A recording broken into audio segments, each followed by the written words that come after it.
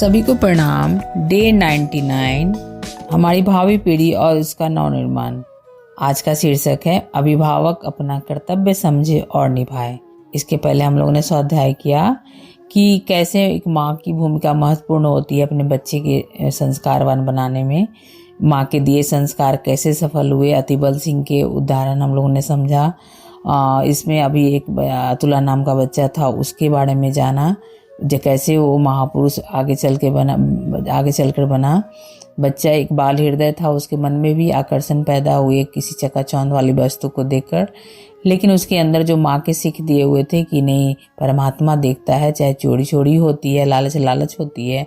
और वही बच्चा का वह जो उसके अंदर जो सद्गुण उत्पन्न किए गए थे, उसी ने उसको आगे चलकर कितना महान पुरुष बना दिया। अब है अभिभावक अपना कर्तव्य समझे और निभाए। मानव जीवन के अनेकानेक कर्तव्यों में संतान उत्पन्न करना और उसको यथायोग्य पालने का उत्तरदायित्व अत्यंत महत्वपूर्ण है। इसे यूं ही संयोग के आधार पर उठा लेना ठीक नहीं। जिसे इस महत्वपूर्ण विषय का ज्ञान न हो, उसे तब तक इस ओर से उदासीन रहना चाहिए जब तक कि उसका उचित ज्ञान अर्जित न कर लिया जाए। संतानों को सुयोग्य अथवा अयोग्य होने पर ही परिवार, समाज तथा संसार का उत्थान पतन निर्भर करता है। हम सब जानते हैं बालक भी किसी भी परिवार की इकाई होता है। अपने आप में उसकी एक व्यक्तित्व होती है। परिवार से समाज बनते हैं, एक एक व्यक्ति से परिवार बनते हैं, परिवार से समाज बनते हैं, समाज से राष्ट्र बनते हैं, राष्ट्र से विश्व बनता है। तो एक एक व्यक्ति का इसमें महत्वपूर्ण भूमिका होती है। तो यदि व्यक्ति का व्यक्तित्व ही नहीं निखरेगा तो फिर राष्ट्र या समाज का उत्थान कैसे होगा। तो यहाँ पर अगर एक माँ बाप के रूप में हम तैयार नहीं, अपने बच्चे को एक अच्छा जीवन नहीं दे सकते हैं, तो हमें बच्चे को जन्म देना ही नहीं चाहिए। यहाँ ये बताया जा रहा है। यदि या फिर अपनी कमर कस ले कि हमें अपने बच्चे को नवजीवन का निर्माण कैसे करना है, तभी संतान उत्पत्ति करें। निसंदेह यह गहरे खेद का विषय है कि लोग खाने, कमाने, पहनने, ओढ़ने और तरह तरह के मनोरंजन की ओर जितना ध्यान देते हैं, उसका शतांश भी संतानों के समुचित लालन पालन की ओर नहीं देते, जबकि संतान का निर्माण उक्त समान बातों से कहीं अधिक महत्वपूर्ण है। जिस कर्तव्य पर पारिवारिक शांति, समाज का उत्कर्ष और संसार का हित दूर तक निर्भर हो, उस विषय को यूं ही प्रकृति के भरोसे उपेक्षित रखना ठीक नहीं। ऐसा नहीं कि यह भूल समाज के सामान्य अथवा अशिक्षित लोग ही करते हों। इस भूल के भागी वे लोग भी पाए जाते हैं जो सभ्य, शिक्षित, संपन्न तथा समाज के अच्छे लोग माने जाते हैं। अन्य देशों के विषय में तो कुछ कहना नहीं, किंतु भारतवर्ष के विषय में यह अधिकार पूर्वक कहा जा सकता है कि यहाँ के लोग अधिकांशतः संतानों उत्पत्ति से लेकर उसके पालन पोषण तक प्रकृति तथा संयोग पर ही निर्भर रहते हैं। उनका संतान विषयक ज्ञान शून्य होता है।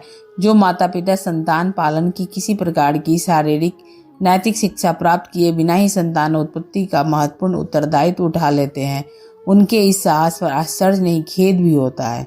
जिनको संतानोत्पत्ति से पूर्व की तैयारी, उनके पालन पोषण की समुचित विधि और उनका जीवन सार्थक तथा उपयोगी दिशा में उन्मुख कर सकने का ज्ञान नहीं होता, वे किस भरोसे और किस अधिकार से संतान पर संतान पैदा करते चले जाते हैं, यह बात कुछ समझ में नहीं आती।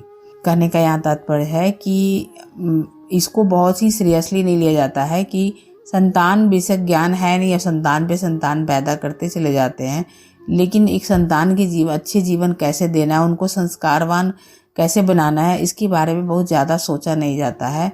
और ऐसा नहीं है कि अशिक्षित लोग ऐसी गलतियां क्या करते हैं, सभ्य और शिक्षित लोग भी क्या कर सकते हैं। अभी वर्तमान में ही देखा जाए तो डिजिटल युग है। हम अपने प्राय देखते हैं ऐसी कई माताओं को कि जो अपने छोटे छोटे बच्चों को मोबाइल के सहारे मनोरंजन के लिए छोड़ देते हैं, उनसे खुद भी वार्तालाप कम करते हैं और मोबाइल को ही इंटरटेनमेंट का जरिया बनाकर उनको मोबाइल के सहारे छोड़ दिया करते हैं। और हम ये नहीं सोचते हैं कि बच्चा उस सोशल मीडिया से कितना गाइडेड होता है और क्या सीख रहा होता है, उसके अंदर कितनी संवेदना की जागृति होती है। इसको अभी भी देखा जाए तो एक सभ्य समाज जो शिक्षा के नाम पर वेल एजुकेटेड, अभी हायर एजुकेटेड माना जाता है, वहाँ भी ये गलतियाँ होती है। और जिसके कारण अच्छे घर के भी बच्चे जो हैं आज अपराध की दुनिया में प्रवेश कर रहे हैं, ऐसी गलतियां कुकर्म कर रहे हैं, जिसको सुनकर देखकर दांतों तले उंगलियां दबानी पड़ती है। इस सत्य से कौन इनकार कर सकता है कि संतान के उत्पन्न करने तथा पालन पोषण के तरीके पर ही उनका मरना जीना और उनका नैतिक उत्थान अथवा पतन अवलंबित है। किंतु वे लोग जो माता पिता बन बैठे हैं या कुछ समय बाद बनने जा रहे हैं, इस विषय में जरा भी ज्ञान प्राप्त करने के उत्सुक नहीं होते, न उनको इस विषय में कोई शिक्षा देने की ही व्यवस्था है। भारत में 15% बच्चों की जन्म प्रक्रिया तथा उनका निर्माण प्रकृति तथा समय के संयोग के अधीन रहता है। यही तो यह भयंकर अज्ञान है जो भारतीय समाज में व्याप्त व्याधियों, अपराधों तथा भ्रष्टाचार का कारण बना हुआ है। समाज की सुव्यवस्था, उसकी शांति तथा उसकी उन्नति उसके नागरिकों पर निर्भर है और नागरिकों का चरित्र निर्माण बाल्यकाल में हुए उनके पालन पोषण की विधि पर निर्भर है, जिसका ठीक ठीक निर्वाह तब तक हो ही नहीं सकता जब तक कि माता पिता इस संबंध का समुचित ज्ञान प्राप्त नहीं कर लेते। आज के वैज्ञानिक एवं विकसित युग में नई पीढ़ी का भाग्य बुद्धिहीन प्रथाओं और परंपरा संयोगों, प्रकृति अथवा मुख्य दाइयों, अविवेकी बूढ़ियों आदि के भरोसे छोड़े रखना सामाजिक विकास में बहुत भयंकर बाधा है। और जब तक इस बाधा को हटाकर हितकारी विधि विधानों को स्थानापन्न नहीं किया जाएगा, समाज की अभिनव रचना का स्वप्न धुंधला और निष्फल ही बना रहेगा। आज के वैज्ञानिक युग में विकसित युग में नई पीढ़ी का देख ही रहे हैं हम लोग कि भाग्य कैसे निर्माण हो रहा है। प्रायः केयर टेकर पे सौंप दी जाती है, या फिर ऐसे कुछ अशिक्षित कह सकते हैं, या फिर अविवेकी, या फिर डे केयर, ये सब आजकल जो प्रचलन चले गए हैं। तो एकल फैमिली जो हो गई, इसके कारण भी बच्चों के नव निर्माण में बाधा पड़ रहे हैं। संतानों का होना मात्र ही सौभाग्य का विषय नहीं है, सौभाग्य का विषय है उनका प्रबुद्ध तथा सुयोग्य होना। यदि केवल संतानों की संख्या ही सौभाग्य के आधार पर होती तो बहु संतानों वाले माता पिता संसार में अधिक सुखी और संतुष्ट दिखाई देते, किंतु वास्तविकता इससे सर्वथा विपरीत दिखाई देती है। किसी भी बहु संतान वाले परिवार के निकट संपर्क में आकर इस तथ्य को स्पष्ट और मूर्त रूप में देखा तथा अनुभव किया जा सकता है कि कठिनता से कतिपय परिवार ही सुखी तथा संतुष्ट दिखलाई पड़ेंगे, अन्यथा अधिकांश क्लेश, कलह, आवश्यकताओं तथा अभावों से ही पीड़ित दिखलाई पड़ते हैं। संतानों के भरण पोषण की आवश्यक व्यवस्था के अभाव तथा उनकी शिक्षा दीक्षा तथा पालन एवं निर्माण की विधि के अज्ञान के कारण संतानें लोगों को अभिशाप बनी हुई है। संतानों की बहुतायत एवं तत्संबंधी अज्ञान मिलकर इस सौभाग्य को ऐसे दुर्भाग्य में बदल देते हैं जिससे जीवन में निपट सकना असंभव जैसी बात होती है। सही बात है, यदि संतान से सुखी लोग होते तो बहु संतान वाले अधिक सुखी होते, लेकिन संतान कम ही हो, अगर वो संस्कारी हो तो ज़्यादा अच्छा है। कितना अच्छा हो कि आज के संक्रांति तथा दिन दिन तेजी से आगे बढ़ते हुए समय में लोग संतानोत्पत्ति की तत्परता त्याग कर उनके पालन पोषण तथा निर्माण कर सकने योग्य ज्ञान का संपादन करने में अधिकाधिक उत्साह दिखाएं, जिससे कि भारतीय समाज की दुरावस्था तथा राष्ट्र की निर्बलता दूर हो सकने की आशा पर विश्वास किया जा सके। भारतीय समाज की इस कुरीति पर जितना खेद किया जाए वह कम है। यहाँ पर संतान संबंधी ज्ञान तो दूर, उसी योग्य आयु से पहले ही किशोर कुमारियों को दाम्पत्य सूत्र में बांध दिया जाता है। वे अल्हड़ माता पिता का उत्तरदायित्व तथा संतानोत्पत्ति का अर्थ जाने बिना ही इस ओर अग्रसर हो उठते हैं, जिसका परिणाम उन दोनों के स्वास्थ्य ह्रास के साथ रोगी, निर्मल तथा अयोग्य संतानों की वृद्धि के रूप में सामने आता है, जिसके कुपरिणाम न केवल वे ही भोगते हैं अपितु सारे समाज तथा राष्ट्र को भी भोगने पड़ते हैं। संतान निर्माण की व्यवस्था तथा ज्ञान का अभाव ही तो इसका कारण है कि आज हजारों अबोध बच्चे अनाथ एवं अपराधियों जैसी दशा में आवारा फिर रहे हैं और उनकी दशा को कोई पूछने वाला नहीं है।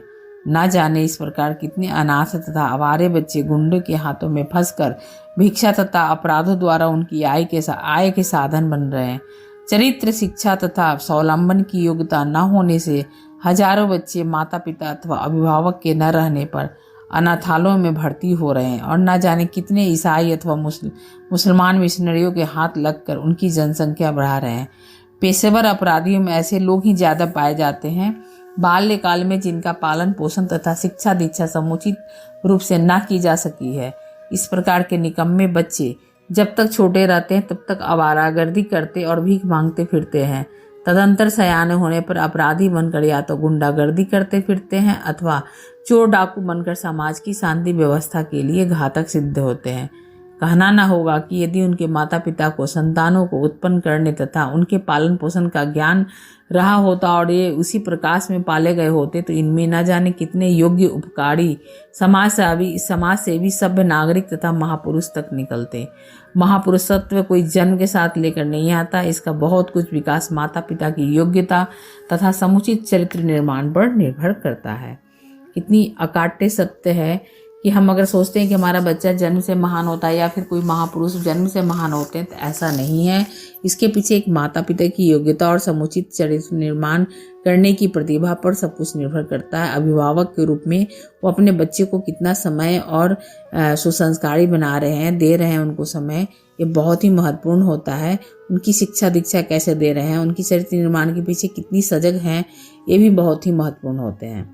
यदि समाज को समुन्नत बनाना है, राष्ट्र का उत्कर्ष अवांछनीय है, तो उसकी वर्तमान तथा भावी पीढ़ियों का समुचित निर्माण करने के लिए गृहस्थों को संतान नियमन तथा उनके निर्माण संबंधी ज्ञान का अर्जन करना ही होगा। इस ज्ञान के प्रचार के लिए सरकारी व्यवस्थाओं को तो लाभ उठाया ही जा सकता है, शिक्षा क्रम में इस प्रकार का पाठ्यक्रम भी बढ़ाया जा सकता है। साथ ही व्यक्तिगत रूप से यह ज्ञान सत परामर्शों तथा तत्संबंधी उत्तम साहित्य द्वारा भी प्राप्त किया जा सकता है। जहाँ चाह वहाँ राह के सिद्धांत के अनुसार माता पिताओं में इसके लिए जिज्ञासा होनी चाहिए, फिर साधन तो आप से आप जुड़ते चले जाएंगे। यानी कि हम अभावों को ना रोएं, प्रभावों में ना आए, बल्कि मूल स्वभाव जो हमारा एक अभिभावक के रूप में है कि हमें अपनी बच्चे की बच्चे का न सिर्फ जन्म देना है बल्कि उनका नव निर्माण करना है। एक अभिभावक के रूप में अपने उत्तरदायित्व ने हमें निभाने हैं, उसके जीवन चरित्र को ऐसे गढ़ने हैं, उसको अनगढ़ से ऐसे सुगर बनाने हैं कि लोग कहें कि हाँ, हम एक माँ बाप के रूप में, एक अभिभावक के रूप में अपने बच्चों को नव निर्माण किया है। हम दूसरे के लिए, दूसरे माँ बाप के लिए प्रेरणा की स्रोत बने। ऐसी हमारी जीवन गाथा होनी चाहिए, ऐसी हमारी संतान निर्माण करने की प्रक्रिया होनी चाहिए। सभी को धन्यवाद।